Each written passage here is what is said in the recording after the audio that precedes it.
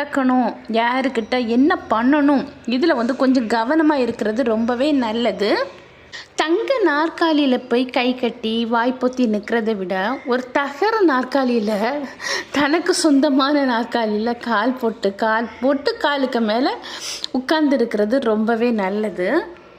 இருக்கும்போது புரிஞ்சிக்கிட்டு அன்பு காட்டாத எந்த உறவும் இறந்த பிறகு ஐயோ போயிட்டாங்களே அப்படின்னு சொல்லி அழுது ஏதாவது ஒரு பிரயோஜனம் உண்டா? கிடையவே கிடையாது. இந்த உலகத்தில் நிறைய குடும்பத்தில் அப்படி தான் நடந்துட்டு இருக்கும்போது அன்பு காணிக்கிறது இல்லை, அவங்கள ஒரு பொருட்டாகவே நினைக்கிறது இல்லை. ஆனால் அவங்க போயின பிறகு ஐயோ போயிட்டாங்களே அப்படின்னு சொல்லி கதறி அழுறது. ஒரு மனிதன் உலகத்தில் இருக்கும்போது கொஞ்சம் அன்பாக இருங்க. வாழ்க்கையில் என்றைக்குமே நிம்மதி இல்லை அப்படின்னு சொல்லி நீங்கள் அழவே அழாதீங்க. குறிப்பாக நல்லது பண்ணுன்னு அந்த உலகத்தில் நிம்மதிங்கிறதே இல்லை. அதனால் நிம்மதியை தேடி யார்கிட்டையும் முதல்ல போகிறத நிறுத்துங்க.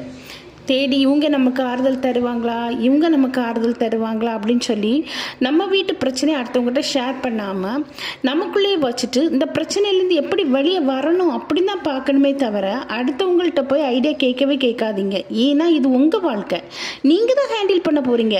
இப்போது உங்களுக்கு ஒரு கஷ்டம்னு வருதுன்னு வைங்களேன், அந்த கஷ்டத்தை தூக்கி எனக்கு இந்த கஷ்டமாக இருக்குது நீ வச்சு பார்த்துக்கோ அப்படின்னு சொல்லி கொடுத்தா அவங்க வாங்குவாங்கன்னு நினைக்கிறீங்களா? வாங்க மாட்டாங்க, கொடுக்கவும் முடியாது. இது நம்ம வாழ்க்கை, நம்ம கஷ்டம், நம்ம தான் ஹேண்டில் பண்ணணும். அடுத்தவங்க பார்ப்பாங்க, வேடிக்கை பார்ப்பாங்க, ஆறுதல் படுத்துவாங்க. சரி அவங்ககிட்ட போய் ஷேர் பண்ணுவாள், ஏதாவது பிரயோஜனம் உண்டான்னு பார்த்தீங்கன்னா இருக்காது. அதனால